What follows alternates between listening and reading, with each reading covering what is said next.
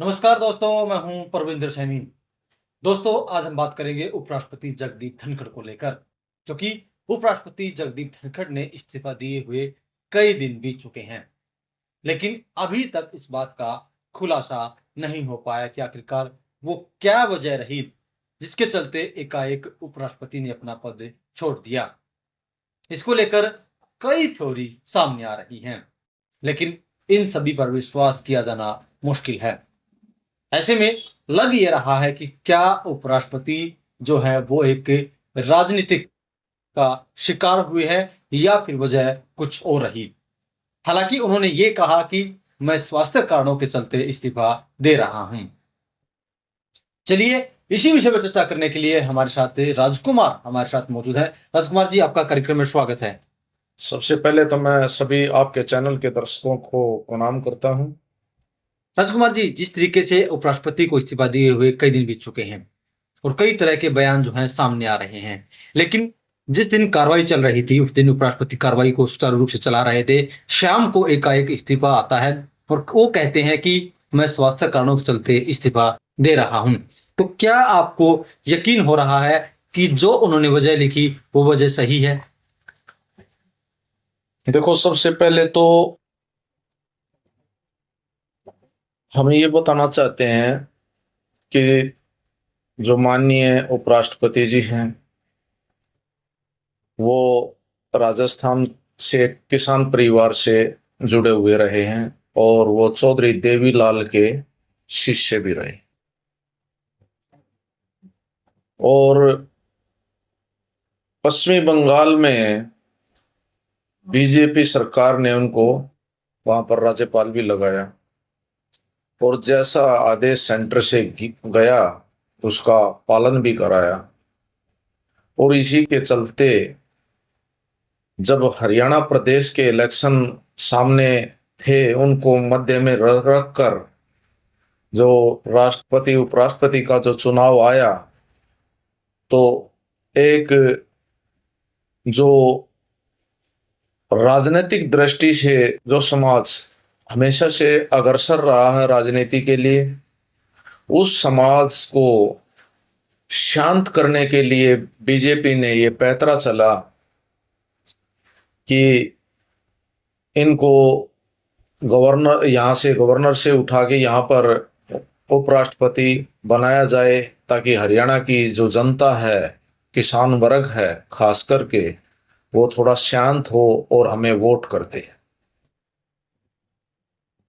और इसी के आधार पर चलते हुए बीजेपी आगे बढ़ी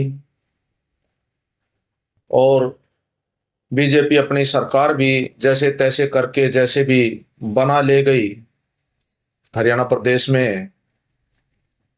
और माननीय जगदीप धनखड़ जी ने जो जी हजूरी करनी भी थी बीजेपी की, वो हद से ज्यादा की। इसमें कोई दो राय वाली बात नहीं।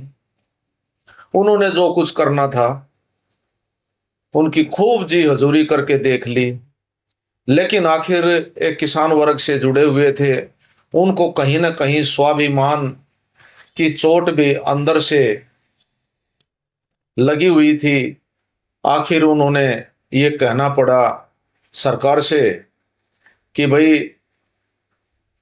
जो सरकार ने वादा किया था किसानों के साथ, उसको अमली जामा क्यों नहीं पहनाया जा रहा है। ये माननीय जगदीप धनखड़ जी के बयान हैं।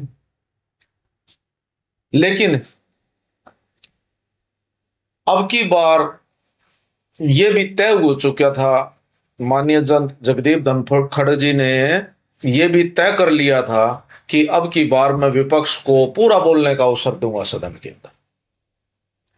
कहीं शायद यही चीज खल गई बीजेपी को और उन्होंने ये कदम उठाना मजबूर हो गए, वो ये कदम उठाने के लिए कि भाई नई बात बनेगी, क्योंकि गर्म मुद्दे हैं, सिंदूर ऑपरेशन का है, जैसे और भी किसानों के मुद्दे हैं, देश भर के काफी मुद्दे हैं। तो यहाँ पर समय मिलेगा विपक्ष को तो धज्जियां उड़ेंगी, टकराव होगा, सदन बार बार स्थगित करना पड़ेगा। तो ऐसी परिस्थिति को टालने के लिए कहीं ना कहीं अंदर खाने जो हो रहा था वो यही था कि फिर इनसे इस्तीफा ले लिया जाए। राजकुमार जी, हम देखते हैं कि जगदीप धनखड़ को जो बात कहनी होती थी वो बात स्पष्ट रूप से कहते थे। कृषि मंत्री के सामने किसानों का मुद्दा उठाना हो या फिर न्यायपालिका पर जो वर्मा के खिलाफ उन्होंने बोला किस तरीके खुले मन से, तो न्यायपालिका के खिलाफ भी वो खुले मन से बोलते थे। तो क्या ये भी बड़ी वजह है कि जिस तरीके जो वो खुले मन से बोलते थे? दोनों ही वजह जो आपने बताई, ये दोनों ही वजह, और ये बीजेपी को नागवार गुजरी। और भी मुद्दे कुछ नए भी आते, अब सत्र चल रहा है पार्लियामेंट का, तो नए मुद्दे भी आते। उनको ऐसा लगा बीजेपी को कहीं ये हमारे लिए घातक सिद्ध ना हो जाए, आने वाले में समय में कभी बीजेपी अस्थिर ना हो जाए, तो उन्होंने यही उचित समझा कि भाई इस्तीफा ले लिया जाए।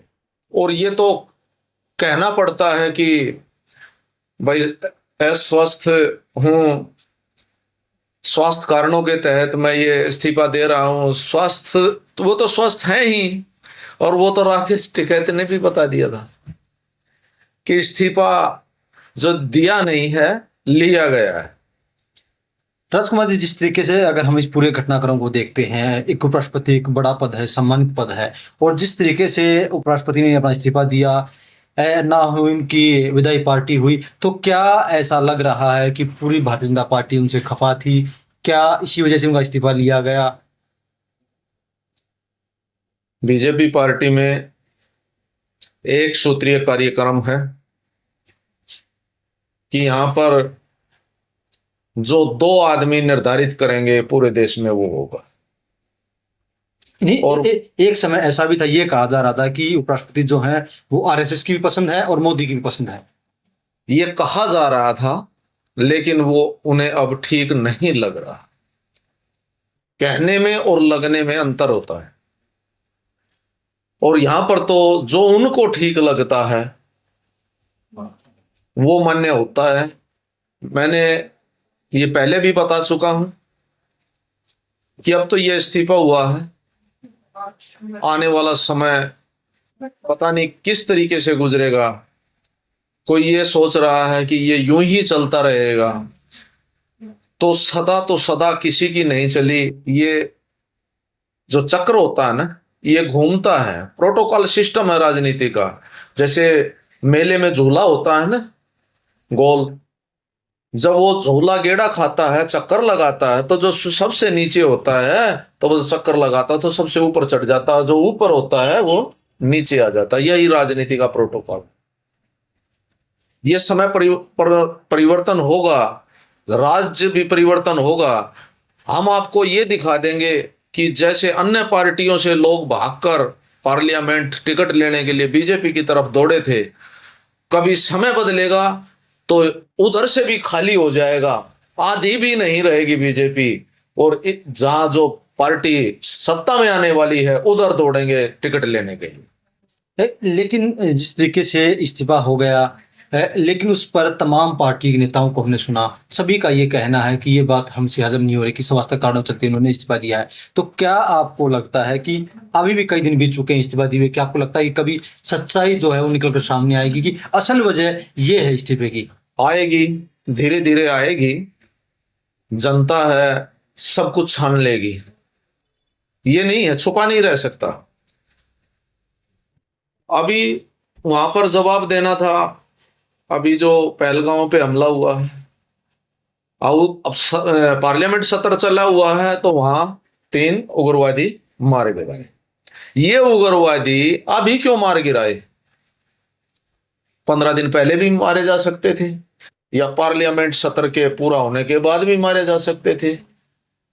ये तो सब कुछ फिक्स गेम हो गया है। जैसे क्रिकेट मैच को फिक्स कर दिया है, देश में सब कुछ फिक्स हो गया है। कब क्या करना है सब कुछ फिक्स है। लेकिन जगदीप धनखड़ क्यों नहीं बोल रहे? उन्होंने इस्तीफा देने के बाद वो इस मामले में कुछ भी नहीं बोल रहे। इससे पहले मलिक साहब रिटायर हुए गवर्नर से, तो कुछ दिन के बाद में उनके पीछे भी ईडी लगी थी। उन्होंने तो बता दिया था मेरे पास तो 4 कुर्ते पजामे हैं, लेकिन वो जब एडमिट भी हैं, बीमार भी हैं, हॉस्पिटल में भी हैं, फिर भी उनकी जांच पड़ताल लगी हुई है।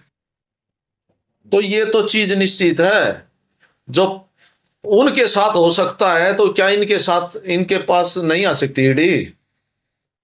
और उड़ जाना है ईडी को तो कहीं भी उड़ जा लेगी। तो बुराई ना लेकर जगदीप धनखड़ जी ने स्वस्थ कारणों का हवाला दे दिया, लेकिन सच्चाई तो कुछ और ही है। इसको तो सारे देश की जनता जानती ही है। चलिए दोस्तों, कहीं ना कहीं उम्मीद यही की जा रही है कि जल्द ही इस मामले में कोई खुलासा हो, क्योंकि जिस तरीके से उपराष्ट्रपति ने अपने पद से इस्तीफा दिया, इस बात पर किसी को यकीन नहीं हो रहा। उन्होंने कहा कि मैं स्वस्थ नहीं हूं और इसी के चलते इस्तीफा दे रहा हूं। दूसरी तरफ प्रधानमंत्री नरेंद्र मोदी ने भी ट्वीट करते हुए इस मामले में कहा कि हम उनके अच्छे स्वास्थ्य की कामना करते हैं। लेकिन रुसवाई साफ तौर से नजर आ रही है कि बीजेपी कहीं ना कहीं जगदीप धनखड़ से नाराज है, क्योंकि इसके संकेत एक बार नहीं कई बार इसके संकेत मिलते हैं।